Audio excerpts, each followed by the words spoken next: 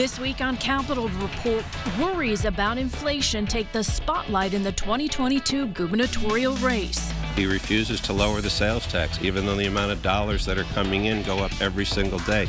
That's inflationary. But inflation is inflation, and we're doing everything I can to provide people real relief.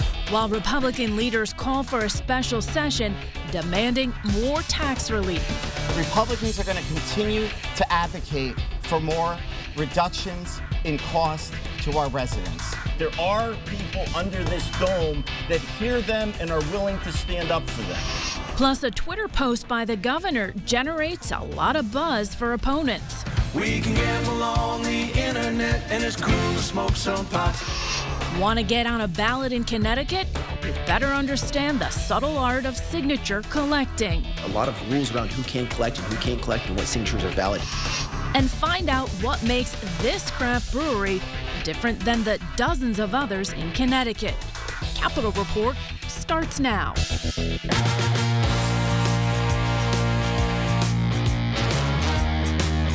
Welcome to Capitol Report. I'm Jody Latina, filling in for Tom Dutchick this Sunday. Joining me on the panel this morning, Joe Aresimowicz, former Speaker of the House. Good morning to you. Good morning. It's good to be back. Yes. And House Minority Leader Vin Candelora. How are you? Good morning. Doing well, thanks. Tom affectionately calls you the Candyman, so that's your name today. Here is a very simple question for everybody. When you're pumping gas these days, what is going through your mind? $5 a gallon is a hard number to swallow, and watching those numbers spin on the dial, well, that's where we are. It's not just gas. The toe tapping is getting louder as inflation is increasing. Republican leaders at the Capitol stepped up to the mic saying it is time for Governor Lamont to do something about it. Republicans calling for a special session and laid out their proposals, including delivering more relief to Connecticut residents. Here's Senate Minority Leader Kevin Kelly. We're proposing $746 million in relief, and this can be done without budget cuts.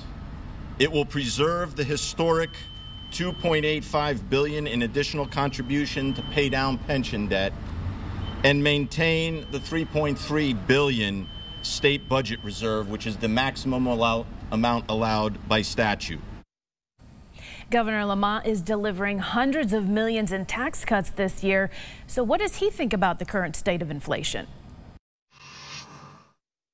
You're going to see significant tax reductions kicking in over the course of the next 90 days. I just mentioned the child tax credit. That ought to be a rebate you'll see sometime later this summer.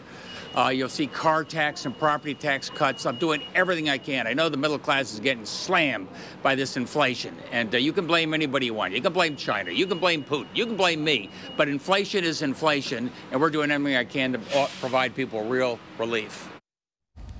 So, Representative Candelora, you were at that press conference. That was part of your pitch. What do you think?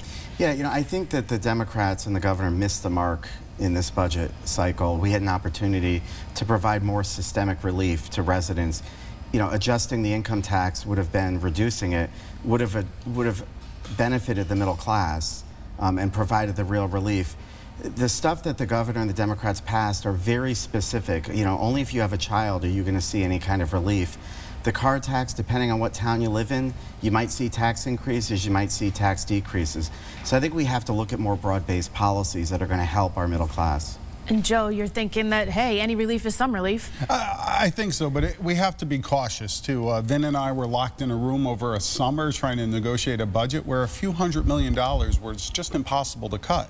We're not coming out of that anytime soon. We still have some structural issues with our budget. I would caution everyone, be careful. Just be very careful moving forward. Make sure that you're doing it in an area that is being affected by the inflation. Let's be honest about inflation. The majority of that has to be handled by the federal government. We can do things to ease the burden, but we can't fix the inflation here.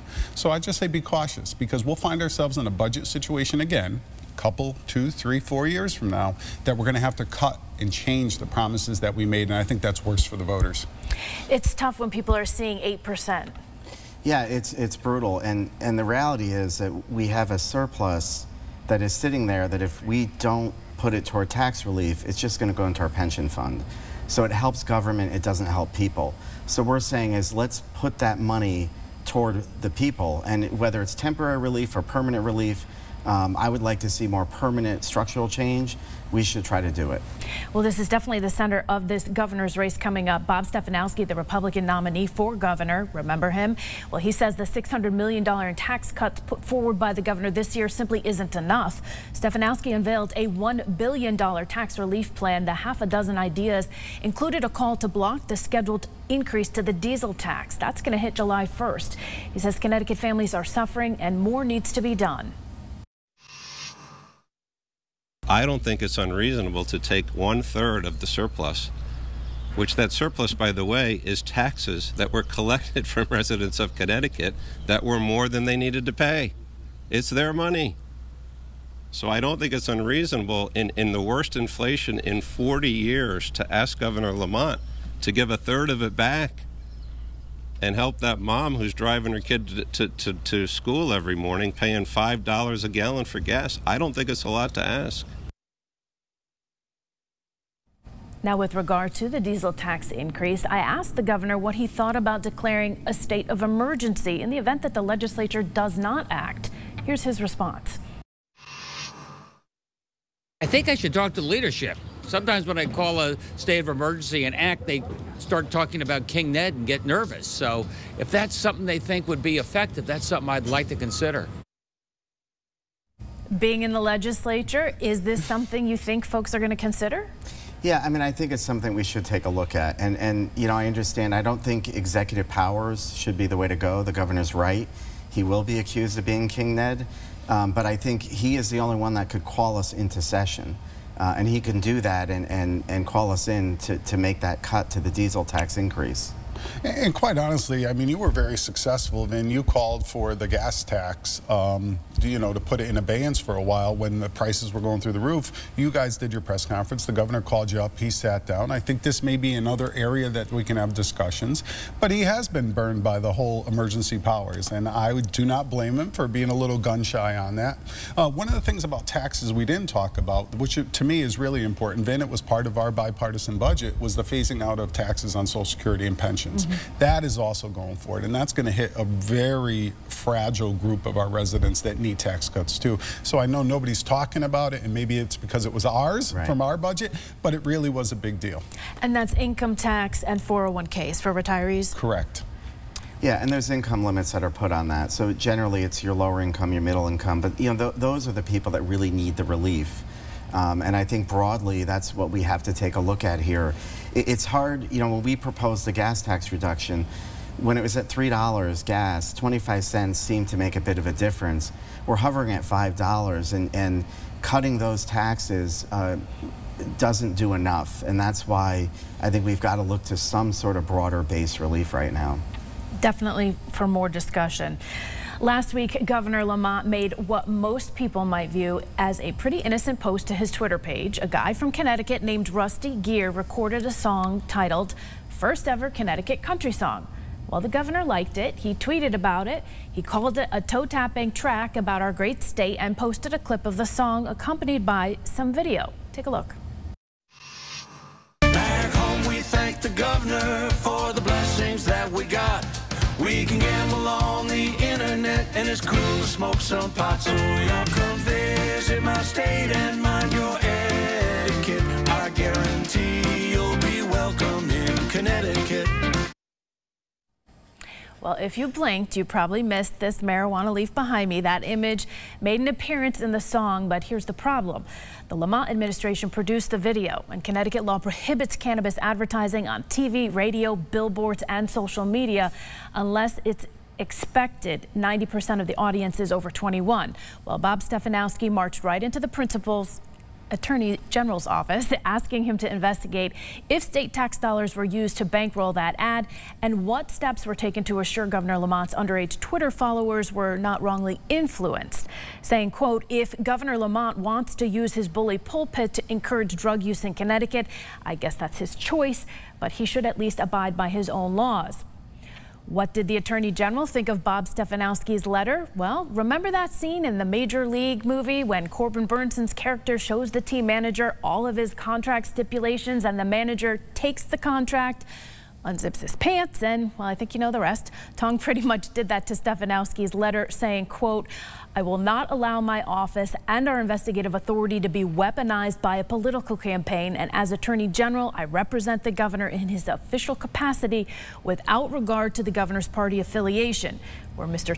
Stefanowski the governor, I would take the same position as I do now." Kind of the kerfuffle. Yes, I mean, look, the song itself is playful. What was there a fumble, to use a football term, of doing it the way they did? Yeah, it sounds like it was.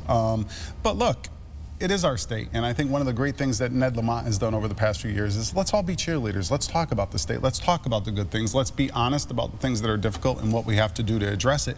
But let's be honest and let's love our state. And I think that's what he was trying to do. A little bit of a fumble. Unforced error?